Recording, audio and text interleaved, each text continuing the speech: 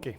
Donc, on a vu l'effet des fluctuations de taux d'intérêt sur les entrées, sorties d'intérêt, ou donc les revenus d'intérêt, si on veut, et les paiements d'intérêt. OK? Donc, les revenus d'intérêt sont engendrés par les actifs et les paiements d'intérêt sont engendrés par les passifs. OK? Mais il faut aussi tenir compte de la fluctuation de la valeur des actifs et passifs.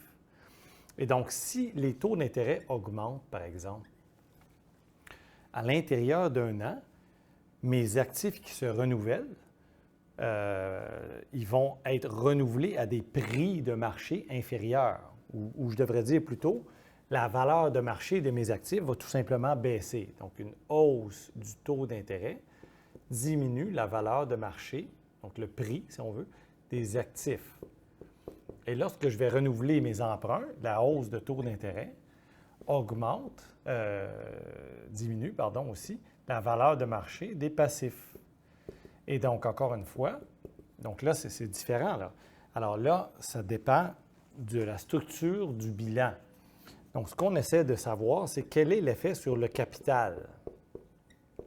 Okay, sur le capital. Et donc, dans les notes, tout est détaillé quand même pas mal, là. Donc, on arrive à, pour des actifs d'un an seulement, on trouve que la variation en pourcentage des prix d'un actif, donc delta P sur P, n'est-ce pas, PT plus 1 dans le futur moins PT sur PT, est égale à moins la variation de taux d'intérêt sur 1 plus le taux d'intérêt. Okay? Donc, ça, c'est une formule fondamentale. Elle est dans les notes de cours. C'est très, très important de regarder là, les détails de d'où ça vient. Okay? Mais ça, c'est pour des maturités d'un an. Or, il faut aussi tenir compte du fait que les maturités ne sont pas juste d'un an dans un bilan. Ils sont plus qu'un an ou moins qu'un an.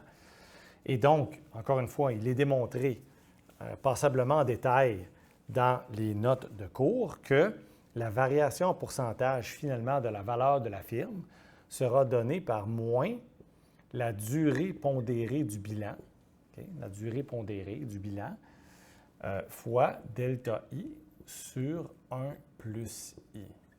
Okay? Donc, la durée pondérée du bilan, okay? La durée pondérée du bilan qu'on appelle DURGAP, des fois c'est écrit le gap ici, okay? Pour duration gap en anglais, okay? C'est égal à quoi?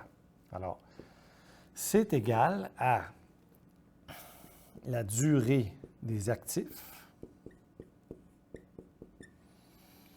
la durée moyenne des actifs, la durée pondérée moyenne des actifs, et je vais expliquer dans un instant, moins le poids relatif entre les passifs et les actifs. Donc, les passifs, généralement, sont inférieurs, donc les liabilities, les passifs, sont inférieurs aux actifs. Okay? Okay. Donc, fois la durée des passifs. Alors là, c'est quoi la fameuse durée? C'est quoi la fameuse durée? Okay. Donc ça ici, ce sont les deux formules là, importantes, okay, pour comprendre l'effet des fluctuations de taux d'intérêt sur le bilan d'une entreprise financière. Alors, d'où vient la durée? C'est ce truc-là, là, c'est mystérieux pour le moment, on n'a pas vu ça. Tu sais. Alors, ce qu'on va faire, c'est qu'on va regarder un bilan totalement hypothétique, là. Très rapidement, il y a des détails plus pointus dans les notes de cours. Okay? Donc, on a, supposons, les actifs. Okay? Les actifs ici. Et les passifs là. On va prendre un bilan ultra simple, là, okay? Où, comme ça, OK. Et là, on va avoir un nombre d'années ici.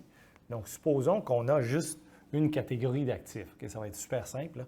On va prendre deux catégories d'actifs. Donc, les courts termes, on a 100 millions de dollars ou 50 millions de dollars en actifs de court terme. Okay? Donc, le nombre de dollars ici, là. Tiens, on va mettre ça. Court terme et long terme.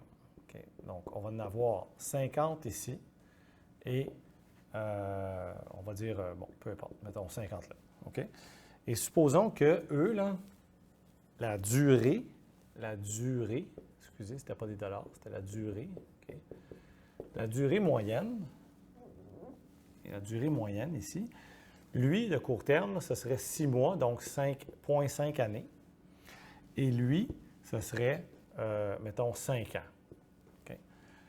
Or, il pèse exactement pareil dans les actifs, les totales des actifs ici seraient de 100 millions, n'est-ce pas? 100 millions, disons que c'est des millions de dollars. Et donc, la durée pondérée ici, pour chacun des actifs, c'est le nombre d'années fois l'actif en question divisé par le total des actifs. Donc, 0,5, lui ici, ce serait 0,5 fois 50 divisé par 100. Le 100 ici, c'est le total des actifs. OK? Et lui ici, ce serait 5 fois 50 divisé par 100. OK? Et donc, 0,5 fois 50 divisé par 100, ça donne 25 sur 100, n'est-ce pas? Et donc, ça donne 0,25. Okay? 0,25 années. Donc, ici, ça pèse, si on veut, 0,25 années dans la maturité moyenne du bilan. Okay? Et ici, le 5 ans, ici, il pèse combien? Il pèse 2,5 ans. Donc, le total pour les actifs, ce serait 2,5 plus 0,25, 2,75. Donc, en moyenne, cette institution financière-là aurait des actifs qui ont une durée moyenne de 2,75 années. On refait le même calcul pour les passifs. Donc, disons qu'on emprunte à court terme pour un montant de 40 millions et on emprunte à long terme pour un montant de, je ne sais pas moi, 50 millions. Remarquez que le total des passifs ici va être inférieur au total des actifs, n'est-ce pas? Supposons que le court terme ici, c'est, on va dire, 0,5 années encore. Et le long terme ici, ça va être, je ne sais pas moi, mettons, 4 ans. Et pourquoi pas? Okay. Et donc ici, ce 40-là, il pèserait combien? Ici, ce serait ce 0,5-là, année, il pèse combien dans les passifs? 0,5 fois 40 divisé par 90. Donc, 0,5 fois 40 divisé par 90, n'est-ce pas? Donc, 0,5 fois 40 divisé par 90, 0,5 fois 40 divisé par 90.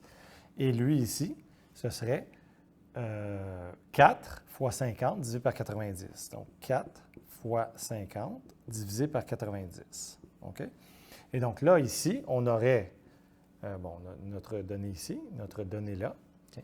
Et le total, ce serait la somme des deux. Et donc là, on aurait ça, c'est notre durée pondérée des actifs.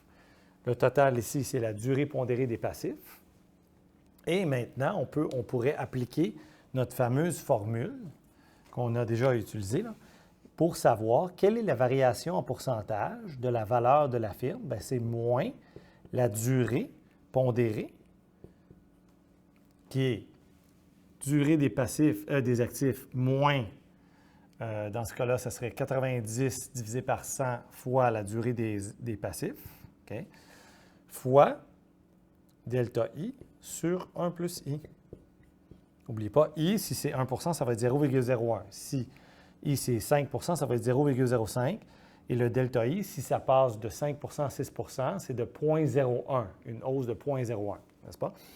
Et donc, vous remplacez les chiffres et vous allez trouver que si le I augmente de 1 point de pourcentage, donc ce serait 0,01 ici, vous remplacez 0,01 divisé par 1 plus le taux d'intérêt à ce moment, et vous calculez et vous allez trouver l'effet sur la valeur nette de la firme. OK?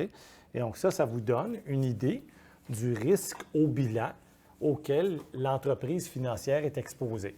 OK? Et donc, elle peut évaluer à la fois, donc avec les outils qu'on vient de voir, elle peut évaluer le risque d'entrée-sortie.